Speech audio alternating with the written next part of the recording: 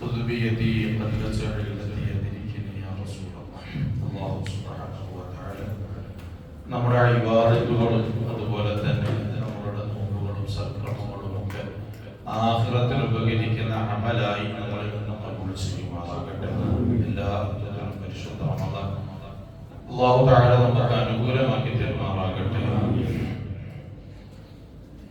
അല്ലാഹുവിനറിയുന്നത് അവനെ മനസ്സിലാക്കി ഇബാദത്ത് ചെയ്യുന്ന വിഷയങ്ങളുമായി ബന്ധപ്പെട്ടിട്ടാണ് നമ്മൾ സംസാരിച്ചുകൊണ്ടിരുന്നത്.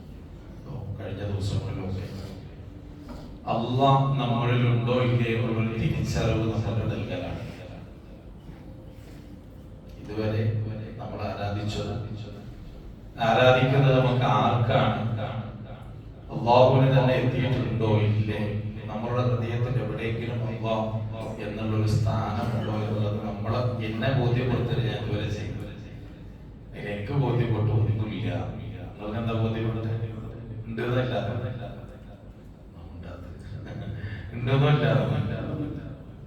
എന്താണ് കേട്ടില്ല? ഉണ്ടോ ഉണ്ടോന്നും ഇല്ല, രണ്ടുമില്ല. ഉണ്ട്. എവിടെ ഉണ്ട്? കൽവിലോ? എവിടെ ഉണ്ട് എന്നുള്ളതിന് ഉത്തരം നമുക്ക് കൊടുക്കണം. നമ്മുടെ ഹൃദയത്തിലുണ്ടോ, നമ്മുടെ ലക്ഷ്യത്തിലുണ്ടോ എന്നുള്ളത്. അതുണ്ടോ ഇല്ല എന്നുള്ളത് ഓരോരുത്തർക്കും ബോധ്യപ്പെട്ടിട്ടുണ്ടാവും. ഞാൻ മനസ്സിലാക്കും നമ്മുടെ റബ്ബിന് കൊടുക്കുന്ന സ്ഥാനം എത്രത്തോളം ഉണ്ട്, നമ്മുടെ ഹൃദയത്തിൽ എവിടെയാണ് റബ്ബിനുള്ള സ്ഥാനം ഉണ്ടായിരുന്നത് എന്നുള്ളതൊക്കെ നമുക്ക് ബോധ്യപ്പെട്ടിട്ടുണ്ടാവും. ഉണ്ട്. പക്ഷെ എല്ലാം കഴിഞ്ഞിട്ടുള്ളൊരു സ്ഥാനമാണ് നമ്മളുടെ ഇഷ്ടങ്ങളും നമ്മളുടെ ആഗ്രഹങ്ങളും. അങ്ങനെ എല്ലാം കഴിഞ്ഞിട്ടൊരു സ്ഥാനം, യഥാർത്ഥത്തിൽ കൊടുക്കേണ്ട സ്ഥാനത്തിലേക്ക് നമ്മൾ അല്ലാഹുവിനെ കണക്കാക്കിയിട്ടുണ്ടോ എന്ന് ചോദിച്ചാൽ അതിന് ഇനിയും ഉത്തരം കണ്ടെത്തേണ്ടതുണ്ട്. അല്ലാഹു തആല നമ്മളെ നന്നാക്കട്ടെ. അപ്പൊ ആ വിഷയങ്ങളുമായി ബന്ധപ്പെട്ടിട്ട് നമ്മൾ ചർച്ച ചെയ്യുന്നത് ഇലാഹി സ്മരണ നമ്മുടെ ഹൃദയത്തിൽ എപ്പോഴും ഉണ്ടാവും. ഇലാഹിനെ കുറിച്ചുള്ള ഓർമ്മ, റബ്ബിനെ കുറിച്ചുള്ള ഓർമ്മ മഹാന്മാരൊക്കെ നമ്മളോട് പഠിപ്പിച്ചതും അങ്ങനെ തന്നെയാണ്. കാരണം ഇത് എൻ്റെ അടുത്ത് ഇവിടെ ജീവിക്കാൻ, ഇവിടെ ഭക്ഷണം കഴിക്കാൻ, വസ്ത്രം ധരിക്കാൻ ഒക്കെ വേണം, എല്ലാം വേണം. പക്ഷെ നമ്മുടെ ലക്ഷ്യം എന്തായിരിക്കണം? നമ്മുടെ ലക്ഷ്യം റബ്ബിനെ കാണലായിരിക്കണം, അവന്റെ പൊരുത്തമായിരിക്കണം. അപ്പൊ ഈ വിഷയങ്ങളൊക്കെ ചെയ്യണം. പക്ഷെ ഇപ്പൊ നമുക്കുള്ള പ്രശ്നം എന്താന്ന് പറഞ്ഞാൽ അതിലൊരു ഉദാഹരണം പറഞ്ഞ ഒരു പക്ഷെ നിങ്ങൾക്ക് മനസ്സിലാവും. നമ്മള് സൂറത്തുൽ ലുഖ്മാൻ, ഞാനിന്ന് ഓതിയത് സൂറത്തുൽ ലുഖ്മാനാണ്. പിന്നെ സുബൈക്ക് ഓതിയത് സൂറത്തുൽ ലുഖ്മാൻ തൊട്ടാണ്. ഒരു സൂറത്തുൽ ലുഖ്മാൻ റളിയല്ലാഹു തആല ഒരു മഹാന്റെ പേരിലാണ് ഈ സൂറത്തിന് അറിയപ്പെടുന്നത്. വലിയ പല അഭിപ്രായങ്ങളുണ്ട്. വാചകനാണെന്നും വലിയാണെന്നൊക്കെ അഭിപ്രായങ്ങൾ പലരും പറഞ്ഞിട്ടുണ്ടെങ്കിലും ഒരുപാട് പ്രബലമായ അഭിപ്രായം അദ്ദേഹം വലിയായിരുന്നു. അല്ലാഹുവിനെ മനസ്സിലാക്കിയ ആളുകൾ. അപ്പൊ അദ്ദേഹത്തിനെ കുറിച്ച് പറഞ്ഞ ഒരു സൂറത്താണ് സൂറത്തുൽ ലുഖ്മാൻ. അതിൽ ഒരുപാട് ഉപദേശങ്ങൾ മഹാനവറുകൾ തന്റെ മകൻ കൊടുക്കണം എന്ന് പറയുന്ന മകനോട് വിളിച്ചിട്ട് നൽകുന്ന കുറേ ഉപദേശങ്ങൾ സൂറത്തുൽ ലുഖ്മാൻ. അതൊന്ന് പറ്റിയാണെങ്കിൽ പഠിക്കണം, അതിന്റെ അർത്ഥം ഒന്ന് മനസ്സിലാക്കണം. മക്കളെ എങ്ങനെ വളർത്തണം, മക്കൾക്ക് എങ്ങനെ ഉപദേശം കൊടുക്കണം, മക്കൾ എങ്ങനെ തർബിയത്ത് നടത്തണം എന്നുള്ളതൊക്കെ സൂറത്തുൽ ലുഖ്മാനിലൂടെ അല്ലാഹു തആല നമ്മളെ പഠിപ്പിച്ചിട്ടുണ്ട്. ലുഖ്മാൻ റളിയല്ലാഹു തആല തന്റെ മകനെ ഉപദേശിക്കുന്ന ഉപദേശങ്ങളൊക്കെ അതിലിങ്ങനെ പഠിക്കുന്നുണ്ട്. അപ്പൊ ഈ മഹാനവറുകളുടെ ചരിത്രവുമായി ബന്ധപ്പെട്ടിട്ട് നമ്മളിങ്ങനെ പഠിക്കുമ്പോൾ കാണാം, കുറച്ച് ആളുകൾ വന്നിട്ട് ലുഖ്മാൻ റളിയല്ലാഹു അൻഹുവിനോട് ചോദിച്ചത്രേ, ഒരു വലിയായിട്ട് ആളുകൾ കാണുകയാണ്, മഹാനായിട്ട് കാണുകയാണ്. അപ്പൊ നമ്മളൊക്കെ കാഴ്ചപ്പാട് ഒരു വലിയ എന്ന് പറഞ്ഞാൽ എന്താ? ഫുൾ ടൈം നടക്കണം, നിസ്കരിക്കണം, ഖുർആൻ ഓതണം, അതൊന്നും പറ്റൂല. നമ്മള് വലിയൊരു മഹാൻ എന്ന് പറയുമ്പോൾ നമ്മുടെ കൽപ്പിൽ അതാണല്ലോ വരിക. വലിയ നല്ല വസ്ത്രം ധരിക്കാൻ പാടില്ല, നല്ല ഭക്ഷണം കഴിക്കാൻ പാടില്ല, നല്ല വീട്ടിൽ താമസിക്കാൻ പാടില്ല, മുന്തിയ വാഹനത്തിന് യാത്ര ചെയ്യാൻ പാടില്ല. അങ്ങനെ ഒരു കാഴ്ചപ്പാടാണ് പൊതുവെ നമുക്കുള്ളത്. അള്ളാഹുവിലേക്ക് അടുക്കുക എന്ന് പറഞ്ഞാൽ ബാക്കിയൊക്കെ ഒഴിവാക്കണം എന്നുള്ള ഒരു കാഴ്ചപ്പാട്.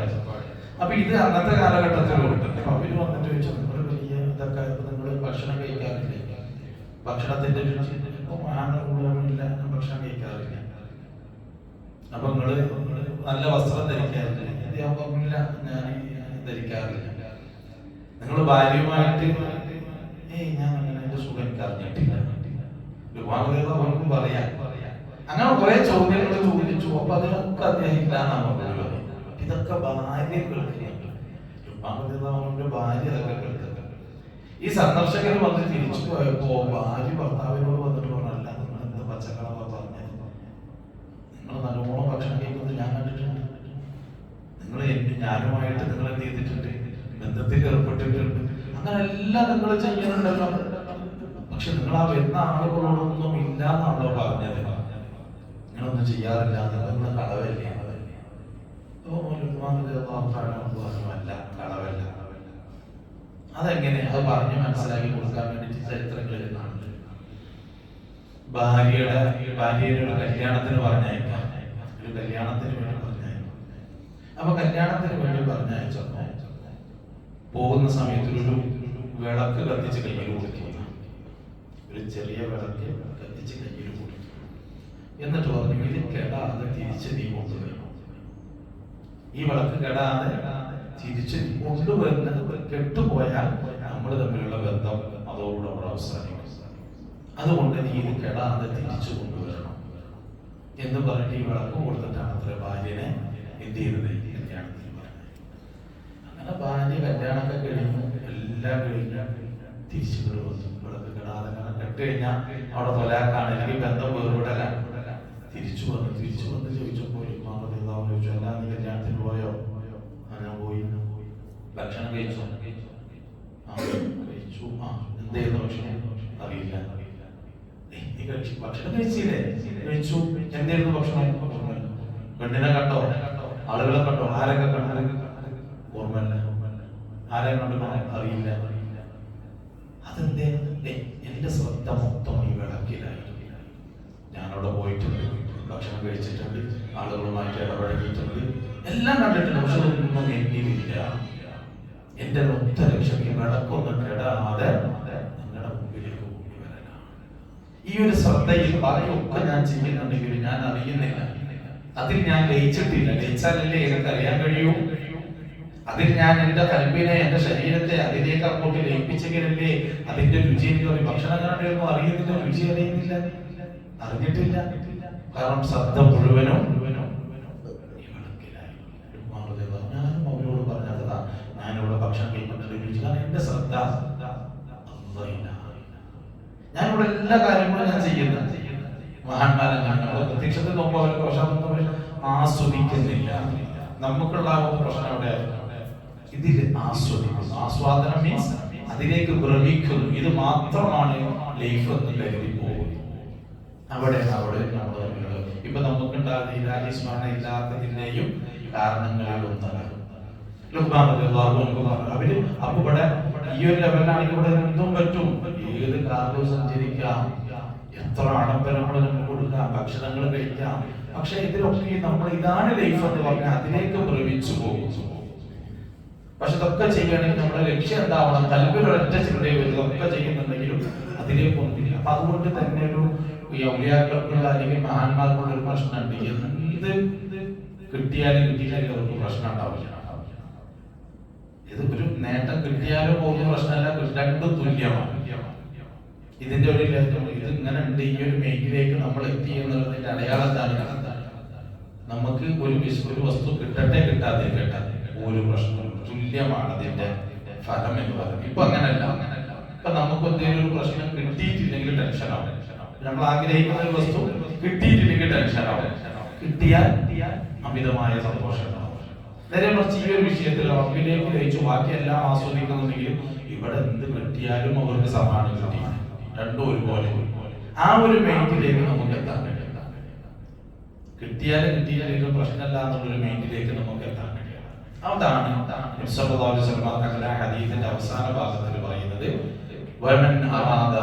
നിങ്ങളൊരു ധനാഢ്യനായി ഒരു ഐശ്വര്യവാനായിട്ട് നടക്കാൻ നിങ്ങൾ ആഗ്രഹിക്കുന്നുണ്ടോ, ഉള്ളത് കൊണ്ട് തൃപ്തിപ്പെടുക. അത് റബ്ബുനുമായി ബന്ധപ്പെട്ടതാണ്. അതുകൊണ്ട് എന്ത് കിട്ടിയാലും കിട്ടിയില്ലെങ്കിൽ അൽഹംദുലില്ലാ അത് പറയാൻ നമുക്ക് കഴിയണം. അൽഹംദുലില്ലാ എന്ന് പറയാൻ നമുക്ക് കഴിയണം, എന്തും സന്തോഷത്തോടെ. കാരണം അതിലൊരു ടെൻഷൻ വരുന്നത് എന്താ? നമ്മളെ വേദനിപ്പിക്കുന്നത് എന്താ? ടെൻഷൻ. ഒരു വസ്തു നമ്മളിൽ ടെൻഷൻ ഉണ്ടാക്കുന്നതിന്റെ കാരണങ്ങളിൽ ഒന്നെന്താണ്?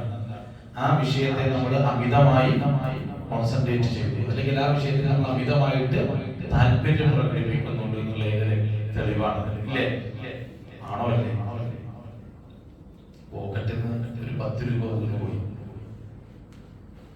പോക്കറ്റിൽ നമ്മളത് 10 രൂപ വീണുപോയി, നമുക്ക് വളരെ ടെൻഷൻ ഉണ്ടോ? നമ്മളെ ഇങ്ങനെ പോകുമ്പോൾ പെട്ടെന്ന് പോകുന്നത് ഒരു 10 രൂപ വീണുപോയി, പിന്നീട് അറിഞ്ഞ ഒരു 10 രൂപ വീണ് പോയിട്ടുണ്ട്, അല്ലെങ്കിൽ അറിഞ്ഞിട്ടില്ല. നമ്മൾ പോക്കറ്റിൽ കുറെ ക്യാഷ് ഉണ്ടാവുമല്ലോ, നമ്മൾ ശ്രദ്ധിക്കൂല, നമുക്ക് എന്തെങ്കിലും ടെൻഷൻ ഉണ്ടോ? 10 ഒരു വിഷയമില്ല അല്ലേ? ആ സ്ഥാനത്ത് 500 1000 ഒക്കെ ആണെങ്കിലോ എന്തെങ്കിലും ഉണ്ടാകുന്നത് 500 1000 ആണെങ്കിലോ ടെൻഷൻ വരൂലേ? എന്താ കാരണം? അതിനോട് നമുക്ക് അമിതമായിട്ട് ആ ഒരു സംഖ്യയോട് ഒരു താല്പര്യം, ഒരു സ്ഥാനം നമ്മളത് കൊടുത്തിട്ടുണ്ട്. അപ്പൊ അത് നഷ്ടപ്പെടുമ്പോഴേ നമുക്ക് ടെൻഷൻ വരും. ഇവിടെ ഇപ്പൊ അങ്ങനെ ഒരു വസ്തു കിട്ടിയില്ല, അല്ലെങ്കിൽ ദുനിയാവിൽ ഒരു നടന്നില്ല, നമ്മുടെ ലക്ഷ്യം വെച്ച് അത് ടെൻഷൻ നമ്മൾ ഒരുപാട് ഉണ്ടാക്കുന്ന, അതിലേക്ക് നമ്മുടെ കൽബ് ഒരുപാട് ബന്ധപ്പെട്ടിട്ടുണ്ട് എന്നുള്ളതിന്റെ തെളിവാണ്. നേരെ മറിച്ച് ഈ ഒരു ചിന്താഗതി, ചിന്താഗതി വരികയാണെങ്കിൽ അവർക്കത് കിട്ടിയാലും കണക്കാണ്, കിട്ടിയിട്ടില്ലെങ്കിലും കണക്കാണ്. കാരണം എന്താ? ആ വിഷയത്തിലേക്ക് അത് ഇപ്പൊ പറഞ്ഞ 10 രൂപ വാങ്ങിയാണ്, അത് കിട്ടിയാലും നമുക്ക് പോയാലും നമുക്ക് ഒരു വിഷയമില്ല, ടെൻഷനേ ഇല്ല. ആ ഒരു ലെവലിലേക്ക് മൈൻഡ് സെറ്റ് ചെയ്യാം. അങ്ങനെ സെറ്റ് ചെയ്താൽ അൽഹംദുലില്ലാഹ് നമ്മൾ രക്ഷപ്പെട്ടു. കാരണം ഇപ്പൊ എന്താ പ്രശ്നം? ആ ഒരു മൈൻഡ് ഇല്ലാതെ വെറും ദുനിയാവുമായിട്ടുള്ള ചിന്തയാണ് റബ്ബിന്റെ ചിന്തയെ നമ്മൾ തടയുന്നത്. റബ്ബിന്റെ ചിന്തയൊക്കെ നമുക്ക് ഉദാഹരണമായിട്ടോ പറയുന്നത്, നമ്മൾ ഉദാഹരണോടെ എന്ത് ചെയ്യാം? നിസ്കരിക്കാൻ ജമാഅത്തിന് വരികയാണ്. ഈ ജമാഅത്തിന് വരുന്നതും ഒരുമിച്ച് കൂടുന്നതും നിസ്കരിക്കുന്നതൊക്കെ ആർക്കു വേണ്ടിയാണ്? റബ്ബിനെ സ്മരിക്കാനും നോക്കാനും വേണ്ടിയാണ്, ഇല്ലേ? ഇതേ അതേ സമയത്ത് നമുക്ക് ദുനിയാവുമായി ബന്ധപ്പെട്ടിട്ട് ഒരു കച്ചവടമാവാം, അല്ലെങ്കിൽ വേറെ എന്തെങ്കിലും ബിസിനസ് ആവാം, അല്ലെങ്കിൽ നമുക്ക് എന്തെങ്കിലും സാമ്പത്തിക നേട്ടം കിട്ടുന്ന ഒരു വസ്തുവാവാം. ആ വസ്തു അതേ ടൈമിൽ ഉണ്ടെങ്കിൽ നമ്മൾ ഏതിനെയാണ് ചൂസ് ചെയ്യുക? ഏതിനെ നമ്മൾ സെലക്ട് ചെയ്യാം? ഞാൻ പറഞ്ഞ മനസ്സിലാവുന്നില്ല. ഉണ്ടോ? ഏതിനെ സെലക്ട്? നമ്മൾ ഫീസ് കറക്റ്റ് പോയിട്ട് കറക്റ്റ് ടൈമിൽ പോയി ജമാഅത്ത് നിസ്കരിച്ചാൽ റബ്ബിന്റെ സാമീപ്യം കിട്ടും, അല്ലാഹു നോക്കലാവും. അതാണ്. അതേ സമയത്ത് തന്നെ ദുനിയാവ് പരമായിട്ട് എന്തെങ്കിലും ഒരു ചെറിയ നേട്ടം അതുണ്ടെങ്കിൽ നമ്മൾ ഏതിനെയാണ് പ്രാധാന്യം അല്ലേ? അത് മറ്റേതിനോ സമയമുണ്ടല്ലോ, നമുക്ക് മറ്റേതിനെയും സമയം പോകുന്നത്ര സമയം അല്ലേ? നമ്മുടെ മൈൻഡ് പോകുന്നത് അങ്ങനെയാണ്. നമ്മൾ ഏതിനാണ് പ്രാധാന്യം നൽകുന്നത്? ആ ഒരു മൈൻഡിൽ നിന്ന് മാറി ഇതിന് നമുക്ക് പ്രാധാന്യം നൽകാൻ കഴിയും. ഇങ്ങനെ വന്നാൽ ദുനിയാവല്ലേ, പോയാൽ പോയി കിട്ടും, എന്താണെങ്കിലും ടെൻഷൻ ഇല്ലാത്ത ലെവലിലേക്ക് വരണം. അതാണ് നബി സല്ലല്ലാഹു അലൈഹി വസല്ലം. ഇതിന്റെ കാരണങ്ങൾ നമ്മൾ മറ്റൊരു ഹദീസിൽ കൂടെ പറയുന്നുണ്ട്. സയ്യദി സമാനുൻ അലാ ഉമ്മത്തി, എന്റെ സമുദായത്തിൽ ഒരു കാലഘട്ടം വരാനുണ്ട്, എന്റെ സമുദായത്തിൽ ഒരു കാലഘട്ടം വരാനുണ്ട്. യുഹബ്ബൂന ഖംസൻ വയൻസൂന ഖംസ. യുഹബ്ബൂന ഖംസൻ, 5 കാര്യങ്ങളെ അവർ അമിതമായി ഇഷ്ടപ്പെടും. ആ ഇഷ്ടപ്പെടുന്ന കാരണം കൊണ്ട് തന്നെ വയൻസൂന ഖംസൻ, 5 കാര്യങ്ങളെ അവർ പാടെ മറന്നു കളയുകയും ചെയ്യും. നിങ്ങൾ പറയാം നമ്മളെ കുറിച്ച് എന്റെ കാലശേഷം ഒരു വിഭാഗം എന്റെ സമുദായത്തിൽ വരാനുണ്ട്, 5 കാര്യങ്ങൾ അവർ അമിതമായി ഇഷ്ടപ്പെടുന്നു, 5 കാര്യങ്ങൾ അവർ പാടെ. ഈ ഒരു മെന്റാലിറ്റി നമ്മൾ നിൽക്കുകയാണ്. ഇതാണ് ഏതോ ഒരു വിഷയത്തിൽ അമിതമായിട്ട് ഇഷ്ടപ്പെടുമ്പോൾ അതിന്റെ ഓപ്പോസിറ്റ് നമ്മൾ പാടെ മറന്ന് കളയുക. യുഹബ്ബൂനൽ ഹയാത വയൻസൂനൽ സമാഅത, യുഹബ്ബൂനൽ ദുനിയ വയൻസൂനൽ ആഖിറ, യുഹബ്ബൂനൽ ഖുസൂറ വയൻസൂനൽ ഖുബൂറ, യുഹബ്ബൂനൽ ദുനിയ വയൻസൂനൽ, യുഹബ്ബൂനൽ മാല വയൻസൂനൽ ആഖിറ, യുഹബ്ബൂനൽ ഖൽഖ വയൻസൂനൽ ഖാലിഖ. 5 കാര്യങ്ങൾ നബി തങ്ങൾ പറഞ്ഞിട്ടുണ്ട്. ഓരോന്നും വിശദീകരിക്കണം. നമ്മുടെ ലൈഫിൽ എവിടെയൊക്കെ ഉണ്ട് എന്നുള്ളത് നോക്കേണ്ട വിഷയം. ഒന്ന് യുഹബ്ബൂനൽ ഹയാത, ജീവിതത്തെ ഇഷ്ടപ്പെടും. വയൻസൂനൽ മമാത, മരണത്തെ മറന്നു കളയും.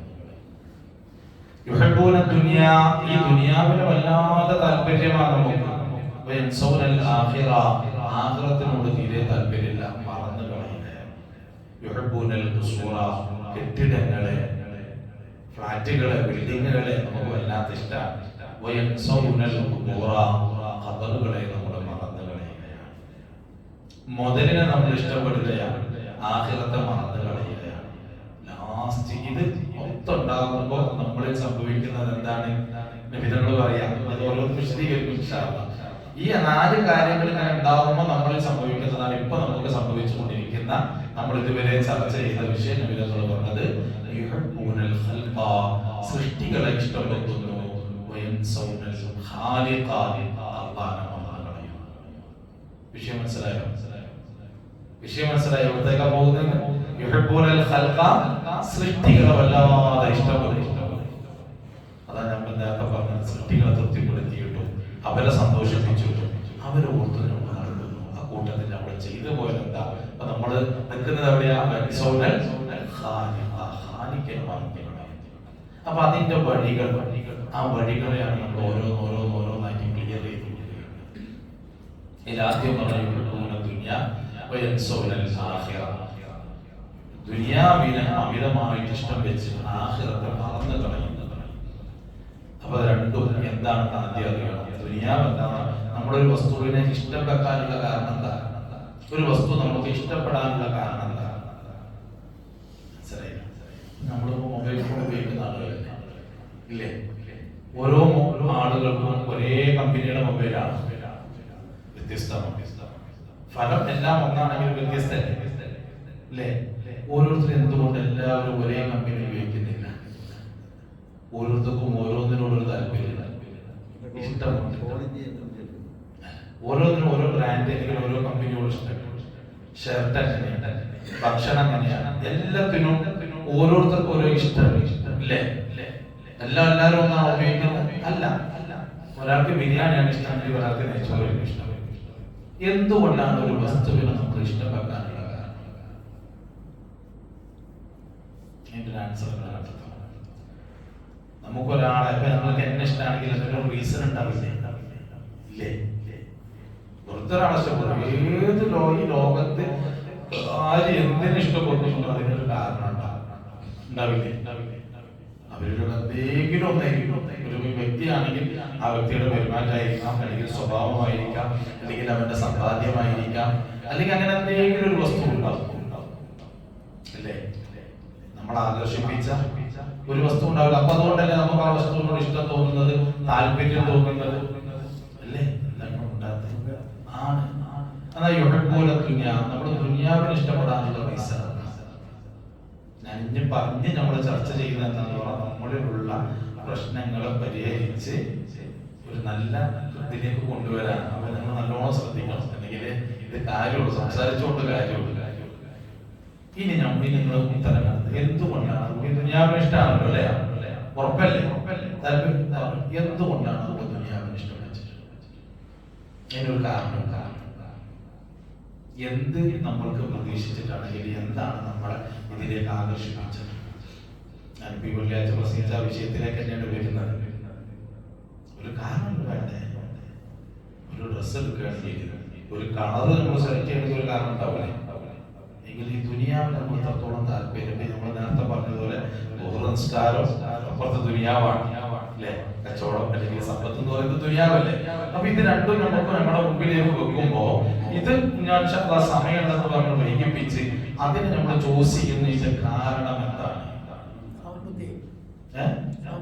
അല്ല, അതന്നെ ചോദിക്കുന്ന. അതിലേക്ക് നമ്മൾ സെലക്ട് നമ്മൾ ഇഷ്ടപ്പെടാനുള്ള കാരണം എന്താണെന്ന് സാമ്പത്തികത്തിന് ചോദിച്ച് മനസ്സിലായി. നമ്മളെ ആകർഷിപ്പിച്ചതിനൊക്കെ ഒരു കാരണം ഉണ്ടാവില്ല. നമുക്ക് താല്പര്യം വന്നു, ആഗ്രഹം വന്നു. ഈ ആഗ്രഹം താല്പര്യത്തിന് വരാനുള്ള റീസൺ വേണ്ടേ? ഇല്ലേ? ഉദാഹരണം പറഞ്ഞുതരാം. ഇപ്പൊ നമ്മൾ ഭക്ഷണം, ഒരു ഭക്ഷണത്തിനോട് നമുക്ക് താല്പര്യം വരാൻ കാരണം അത് ഭയങ്കര ടേസ്റ്റാണ് അല്ലേ? ഒരു വസ്ത്രം, ആ വസ്ത്രത്തിനോട് നമുക്ക് താല്പര്യം വരാൻ കാരണം എന്താ? അത് നമുക്ക് ഇടുമ്പോൾ ഭയങ്കര കംഫർട്ടബിൾ ആണ്, അല്ലെങ്കിൽ ഞാൻ ഇടുമ്പോൾ കുറച്ച് ഭംഗിയായിരിക്കും, അല്ലെങ്കിൽ ഒരു ബ്രാൻഡാണ്. അങ്ങനെ ഒരു റീസൺ ഉണ്ടാവില്ല ഓരോന്ന് സെലക്ട് ചെയ്യുമ്പോൾ. അങ്ങനെ സമ്പത്തിനെ സെലക്ട് ചെയ്യാനുള്ള റീസൺ എന്താണ്? അതാണ് ചോദിക്കുന്നത്. എന്നാലേ അടുത്തത് പോകും, മുന്നോട്ട് പോകും. അതിനൊരു റീസൺ ആലോചിച്ച് നോക്കിയാൽ കൃത്യമായിട്ടൊരു ഉത്തരം ഉണ്ടാവില്ല. ആ ഉത്തരമില്ലാത്തൊരു വിഷയത്തിന്റെ പിന്നാലെയാണ് ഞാനും നിങ്ങൾ നടന്നുകൊണ്ടിരിക്കുന്നത് എന്ന ബോധം നമ്മുടെ ഹൃദയത്തിലേക്ക് വരാൻ പോണത്. നിങ്ങൾ പറയും, ആർക്കും പറയാം എന്തുകൊണ്ട് നമ്മൾ സമ്പത്തിനെ, ദുനിയാവിനെ അല്ലെങ്കിൽ കച്ചവടത്തിനെ അല്ലെങ്കിൽ അതുപോലെയുള്ള വസ്തുവിനെ നമ്മളിപ്പോ ചൂസ് ചെയ്തു പറഞ്ഞില്ലേ, അതിന്റെ റീസൺ എന്താ? എന്ത് ഗുണം? അവിടെ എത്തുന്നുണ്ട്, വിഷയത്തിലേക്ക് എത്തുന്നത്. എന്ത് ഗുണമാണ് അതുകൊണ്ടുള്ളത്? കാലം ജീവിക്കണം എന്നുള്ള കണക്കൂട്ടില്ല.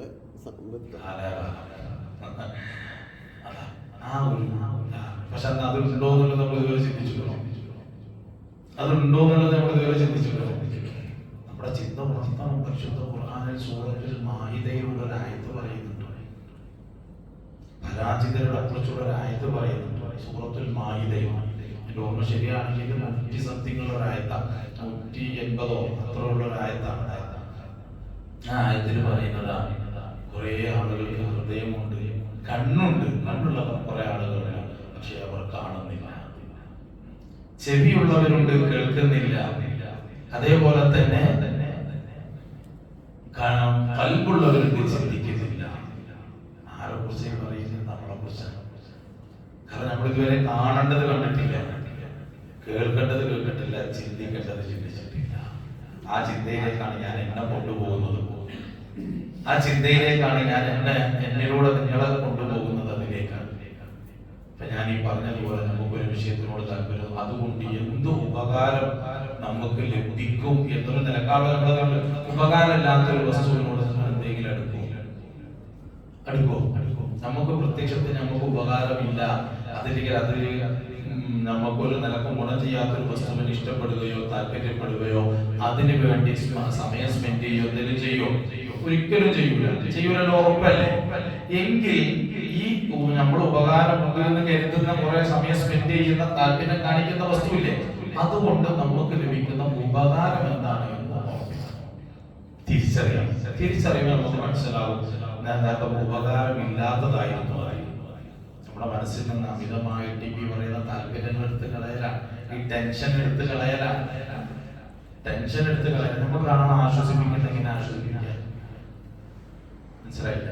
നമുക്കൊരാൾക്ക് ഒരു വിഷമം സംഭവിച്ചു, അവരെ നമ്മളെങ്ങനെ ആശ്വസിപ്പിക്കുക?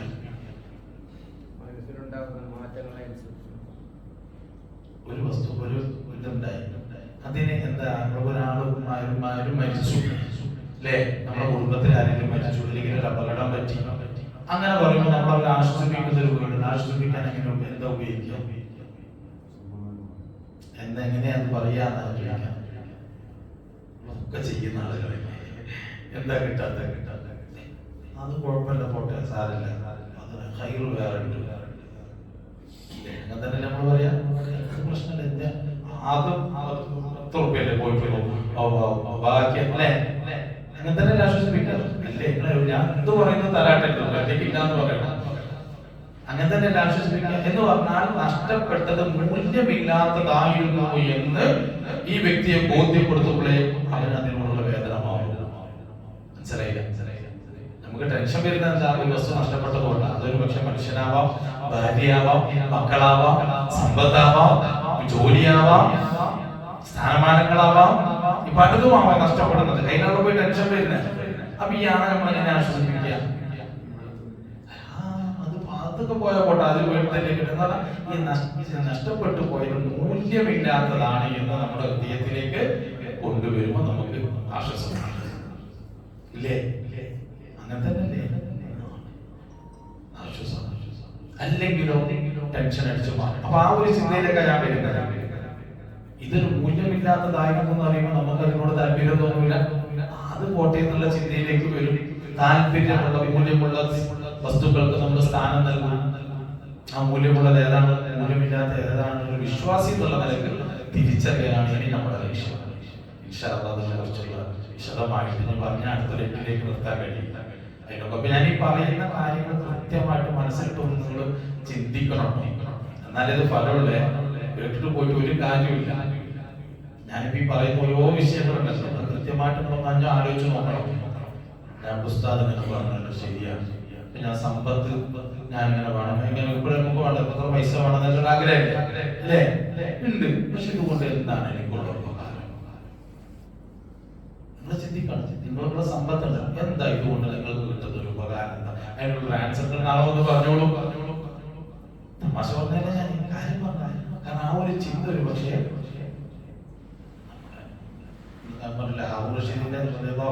കഥ പറഞ്ഞില്ലേ, ഇത് കൈ രണ്ടും സുന്ദൂക്കിന്റെ പുറത്തേക്കിട്ട് പോയത് എന്താ? ഓർമ്മപ്പെടുത്തലാ. എന്താണ് കൈയിലെത്തി എന്നൊരു ചിന്ത ചിന്തിച്ചാൽ രക്ഷപ്പെടൂലേ? ഇല്ലേ? മറ്റൊരു ഇത് കാണാം, മറ്റൊരു മഹാന്റെ ചരിത്രത്തിൽ കാണാം, പേരൊന്നുമല്ലായിട്ടാണ് മകനോട് വസിയത്ത് ചെയ്യാൻ, ഞാൻ മരിച്ചു കഴിഞ്ഞാൽ എന്ത് വേണം. കാരണം ആ വ്യക്തി നല്ല സൂഫിയായിട്ടുള്ള മനുഷ്യനാണ്. ഞാൻ മരിച്ചു കഴിഞ്ഞാൽ ഒരു കൊടുത്ത് ഒരു പെട്ടിയുണ്ട്, ആ പെട്ടിയിൽ എന്റെ 2 ഷോക്സ് അതെനിക്ക് ധരിപ്പിക്കണം, എന്റെ വസിയത്താണെന്ന് പറഞ്ഞ മകനോട് വസിയത്ത് ചെയ്ത് കിതാബിൽ കാണുന്നുണ്ട്. അങ്ങനെ ഈ വ്യക്തി മരണപ്പെട്ട് കഴിഞ്ഞ് ഈ മകൻ എന്ത് ചെയ്തു? മകനാണെങ്കിൽ കുറച്ച് ഫ്രീക്കനാ. മകൻ എന്ത് ചെയ്തു? ഈ ബാപ്പയുടെ വസിയത്തല്ലേ ഷോക്സ് എടുത്ത് കാറ്റ് ധരിപ്പിക്കാൻ നോക്കിയപ്പോൾ സമ്മതിച്ചില്ല. മറ്റുള്ളവർക്ക് പറ്റൂല, കാരണം ഇസ്ലാമിക രൂപത്തിൽ കഫൻ ചെയ്യണതിന് ഒരു രൂപല്ലേ, അതുകൊണ്ട് ഒരു കീറിയ ഷോക്സ് ഷോക്സ് നമ്മുടെ ഭാഷയിൽ പറഞ്ഞാൽ കാലോറയാ, ഒരു കീറിയതാവും. പക്ഷെ മകൻ വിചാരിച്ചെന്താ പറയുന്നത് വറക്കത്തുള്ളതായിരിക്കും, അതുകൊണ്ടായിരിക്കും വാപ്പ പറഞ്ഞിരുന്ന മകൻ കരുതിയത്. പക്ഷെ ആരും സമ്മതിച്ചില്ല. ഒക്കെ കഴിഞ്ഞു. അത് കഴിഞ്ഞതിന് ശേഷമാണ് അതിന്റെ കൂട്ടത്തിലൊരു കുറിപ്പ് വാപ്പ വെച്ചത്.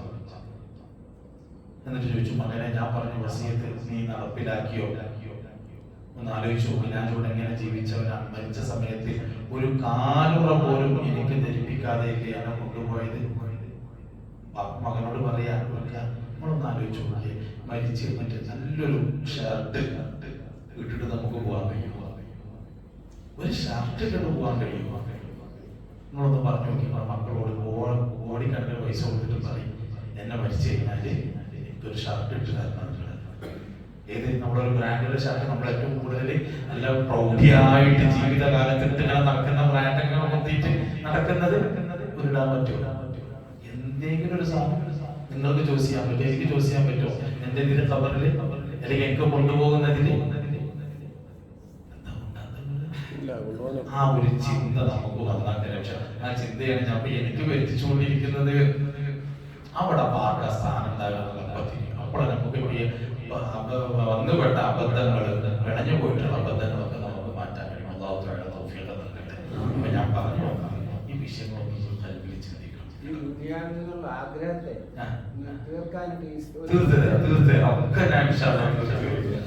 എല്ലാ കാരണം തമാശ അത് ഈ ക്ലാസ് നിങ്ങൾ ശ്രദ്ധിച്ചാൽ ഒക്കെ ഞാൻ തീർത്തരും. അതാണ് ആ ആഗ്രഹം തീരാത്തത് നമ്മുടെ പ്രശ്നം. അതാ ഞാൻ പറയുന്നുണ്ട്, മരണത്തിന്റെ വിഷയം നമ്മൾ ചർച്ച ചെയ്യുമ്പോൾ പറയുന്നുണ്ട്, നമ്മൾ ജീവിക്കാനാണ് ഇഷ്ടം, മരിക്കാൻ വേണ്ടി. എന്താ മരിക്കാൻ വേണ്ടി?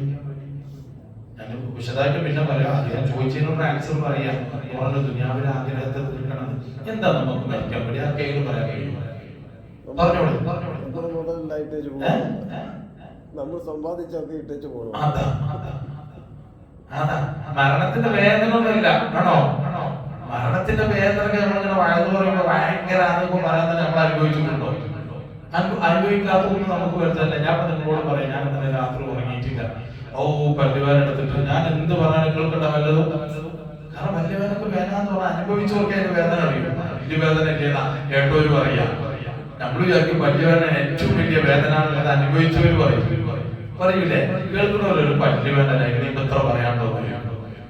അനുഭവിച്ചവർക്ക് അറിയാൻ കഴിയും. അതുകൊണ്ട് മരണത്തിന്റെ വേദന പേടിച്ചിട്ടൊന്നുമല്ല ആരും എന്ത് ചെയ്യുന്നത്, മരണത്തെ പേടിക്കുന്നത്. അദ്ദേഹം പറഞ്ഞതാ ശരി.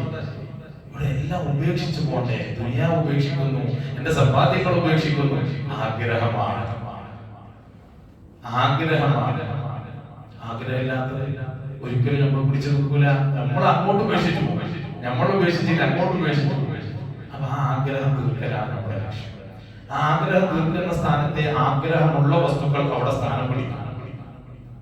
ആ ആഗ്രഹമുള്ളത് റബ്ബാവണം, ആഖിറമാവണം, സ്വർഗമാവണം. അപ്പൊ അതിലേക്ക് നമുക്ക് വേണ്ട നമ്മുടെ മഹാന്മാര് വന്നത് തത്തിമൂനി വേമുണ്ടോ എന്ന് പറയാൻ കാരണം എന്താ? അവർക്ക് ഇതിനെക്കാട്ടിന്റെ ആഗ്രഹം അതായിരുന്നു. അപ്പൊ അങ്ങോട്ടുള്ളത് യാത്രയിലാണ്. അല്ലാഹു തആല നമ്മളെ എത്തിച്ചു തരട്ടെ. വിഷയമായിട്ട് നമ്മൾ വിശാലമായിട്ട് ചർച്ച ചെയ്യാം. ഞാൻ ഈ പറയുന്ന വിഷയം പറയുന്നുണ്ട്, എല്ലാരും കേൾക്കുന്നുണ്ട്. അതിനെക്കുറിച്ച് തിരിച്ചങ്ങോട്ട് പറയാൻ ആരെങ്കിലും കഴിയുന്നുണ്ട്? തിരിച്ചങ്ങനല്ല, തിരിച്ചു പറയാനില്ല. എന്താ ആൻസറൊക്കെ അറിയാം. അതാ തിരിച്ചു പറയാൻ ഓരോരുത്തർക്കും ഞാൻ മനസ്സിലാക്കുന്നിടത്തോളം നമ്മൾ ചിന്തിക്കുമ്പോൾ ഞാൻ മനസ്സിലാക്കുന്ന റബ്ബേ ഞാൻ ഇങ്ങനത്തെ ഒരു അവസ്ഥയല്ല, ഞാൻ ഇന്ന് മറുപടി പറയണമെങ്കിൽ എന്തെങ്കിലും നമ്മുടെ കയ്യിൽ വേണ്ടേ? അതല്ലേ സത്യം? കയ്യിൽ എന്തെങ്കിലും വേണ്ട, ഒന്നുമില്ല റബ്ബേ ഞാൻ എവിടെ നിൽക്കണേ എന്നുള്ള തിരിച്ചറിവ് വരിക. തിരിച്ചറിവ് വരുന്നതിന് തിരിച്ചൊന്നും പറയാൻ പറ്റാതെ നിൽക്കുക. അല്ല, ആ തിരിച്ചറിവ് വരലുമാണ് എന്റെ ലക്ഷ്യം. എന്റെ ലക്ഷ്യം എന്താ പറയുക, നമ്മളുടെ കൽവിൽ നമ്മൾ എവിടെയാണ് എന്നുള്ളൊരു തിരിച്ചറിവ് വരണം. കാരണം എന്താ പറയട്ടെ, നമുക്ക് മനസ്സിലൊരു ധാരണ ഉണ്ട്, നമ്മൾ മരിച്ചിട്ട് നമ്മൾ ഈ നോമ്പെടുക്കുന്ന എന്തിനാ? ഞാൻ നിർത്തുക കേട്ടോ. നോമ്പെടുക്കുന്ന എന്തിനാണ്? അള്ളാനെ കാണാൻ സുഖം കിട്ടാൻ വേണ്ടി. നിസ്കരിക്കുന്നത് എന്തിനാ? തറാവീഹ് നിസ്കരിക്കാൻ എത്ര ആളുകൾ ഈ കൂട്ടത്തിൽ തന്നെ വിഷമം പറഞ്ഞ ആളുകളുണ്ട്. സാറേ കഴിയുന്നില്ല, ഇത്രയും ശാരീരിക ബുദ്ധിമുട്ടുള്ളതാ, എന്നിട്ട് പോലും ഇരിക്കുന്നുണ്ട് ഇവിടെ. കസാലയാണ് കസാലയിൽ അല്ലാതെ എന്തിനു വേണ്ടിയാണ്? ആരെ തൃപ്തിപ്പെടുത്തുന്നത്? നമ്മുടെ മനസ്സിലൊരു ലക്ഷ്യമില്ല, സ്വർഗം. പക്ഷെ ഇതൊക്കെ നാളെ പോയിട്ട് ഇതൊന്നും ആയിരുന്നില്ല എന്ന് തിരിച്ചറിയുമ്പോഴോ ആ ഖേദമില്ലാതിരിക്കാനാണ്. അതുകൊണ്ടാണ് നമ്മൾ ആ ലക്ഷ്യത്തിലേക്കാണ് നമ്മൾ നടക്കുന്നത്. അപ്പൊ ഇപ്പൊ തിരിച്ച് ഓരോന്നും കേൾക്കുമ്പോൾ നമ്മൾ തിരിച്ചറിയുന്നത് അബദ്ധമായിരുന്നു, ഞാനൊന്നും അല്ലായിരുന്നു എന്നൊക്കെ തിരിച്ചറിയാം. അതൊന്നും ഉണ്ടാതിരിക്കുന്ന. അപ്പൊ അതുകൊണ്ട് ലക്ഷ്യത്തിലേക്ക് നമുക്ക് എത്തണം. അല്ലാഹു തആല തൗഫീഖ് നൽകുമാറാകട്ടെ. വീണ്ടും ഞാൻ ആവർത്തിക്കുന്നു, നിങ്ങൾ ചിന്തിക്കണം. ഞാൻ ഈ പറഞ്ഞ വിഷയങ്ങളൊക്കെ ഓരോരുത്തരും അവരവരുടെ സ്റ്റേജ് ചിന്തിച്ചാലേ അടുത്ത വിഷയത്തിലേക്ക് നിങ്ങൾക്ക് പോകാൻ താല്പര്യം ഉണ്ടാവുള്ളൂ, പറഞ്ഞിട്ട് ഫലവും ഉണ്ടാവുള്ളൂ. അല്ലാഹു തആല തൗഫീഖ് നൽകുമാറാകട്ടെ. റഹ്മാനുർ റഹീമായ റബ്ബേ, നമ്മൾ പറഞ്ഞത് കേട്ടത് സ്വലഹായ അമലായി നീ കബൂൽ ചെയ്യണേ അല്ലാഹ്. അല്ലാഹുവേ, നിന്നെ അറിഞ്ഞ് ആരാധിക്കാനുള്ള അതിയായ ആഗ്രഹമുള്ള ഒരുമിച്ച് കൂടലും പഠനവുമാണ്. നീ ഫലം ചെയ്യണേ അല്ലാഹ്. തൗഫീഖ് നൽകണം റഹ്മാനെ. റബ്ബേ, നിന്റെ സാന്നിധ്യം ഞങ്ങളുടെ ഹൃദയത്തിലും ഞങ്ങളുടെ ജീവിതത്തിലും നീ നൽകണേ അല്ലാഹ്. ദീർഘകാലം നീ ഖിദ്മത്തിനായി നിന്റെ ത്വഅത്തിനായി നിനക്ക് വഴിപ്പെട്ട് ജീവിക്കാനുള്ള കഴിവും തൗഫീഖും നൽകണം റഹ്മാനെ. ആഫിയത്തുള്ള ദീർഘായുസ്സ് നൽകണം റഹ്മാനെ. അല്ലാഹുവേ, ഞങ്ങളുടെ കൽബൊന്ന് നന്നാക്കണേ അല്ലാഹ്. ഖൽബിൽ ഈമാനിന്റെ പ്രഭ നൽകണം റഹ്മാനെ. തഖ്വയുള്ള ജീവിതം നൽകണം റഹ്മാനെ. അല്ലാഹുവേ, ഒരുപാട് ഭാഗതകളും ചെറുതും വലുതും വന്നുപോയിട്ടുണ്ട്. ഈ പരിശുദ്ധ റമദാനിലും വന്നിട്ടുണ്ട്. എല്ലാം നീ മാറ്റി തരണേ അല്ലാഹ്. നിന്റെ കാരുണ്യത്താൽ ഞങ്ങൾക്ക് നീ പുറത്തു തരണം റഹ്മാനെ. ഞങ്ങൾക്ക് ഞങ്ങളുടെ മാതാപിതാക്കൾ, ഉസ്താദന്മാർ, ഞങ്ങളോട് ബന്ധപ്പെട്ട എല്ലാവർക്കും നീ പൊറുക്കണം അല്ലാഹ്. ഇനി തെറ്റുകളെ കൊണ്ട് ഞങ്ങളെ നീ പരീക്ഷിക്കല്ല റഹ്മാനെ. തെറ്റുകളിലേക്ക് ഞങ്ങളെ നീ മടക്കല്ല തമ്പുരാനെ. ഞങ്ങളോട് നീ കരുണ കാണിക്കണേ അല്ലാഹ്. നിന്റെ കാരുണ്യം ധാരാളമായി നിന്റെ അടിമകൾക്ക് കൊടുക്കുകയാണ്. കൂട്ടത്തിൽ ഈ പാപികളായ ഞങ്ങളെ കുടുംബങ്ങളെ ആകുടെ ഏൽപ്പിച്ചവരെ എല്ലാം നീ ഉൾപ്പെടുത്തി അനുഗ്രഹിക്കണം റഹ്മാനെ. നിന്റെ കാരുണ്യം ഞങ്ങളെ തൊട്ട് നീ തടയല്ല അല്ലാഹ്. അല്ലാഹുവേ, പരിശുദ്ധ റമദാൻ അനുകൂലമാക്കി തരണേ റഹ്മാനെ. അവശേഷിക്കുന്ന ദിനങ്ങൾ പൂർണ്ണമായും നിന്റെ തൃപ്തിയിൽ നിന്റെ പൊരുത്തത്തിലായി ചെലവഴിക്കാനുള്ള കഴിവും തൗഫീഖും നൽകണം റഹ്മാനെ. അല്ലാഹുവേ, ഒരുമിച്ച് കൂടി എല്ലാവർക്കും നീ ഖൈറും ബറക്കത്തുകളും നൽകണേ റഹ്മാനെ. അല്ലാഹുവേ, ചെയ്ത ഇബാദത്തുകളിൽ അപാകതകളുണ്ട്, ന്യൂനതകളുണ്ട്, എല്ലാം പുറത്തു മാഫാക്കി ആഖിറത്തിൽ ഉപകരിക്കുന്ന അമലായി നീ സ്വീകരിക്കണം റഹ്മാനെ. റബ്ബനാ ആതിനാ ഫിദ് ദുനിയാ ഹസന വഫിൽ ആഖിറതി ഹസനത വഖിനാ അദാബന്നാർ. ആമീൻ ബിറഹ്മതിക യാ അർഹമർ റഹീമീൻ.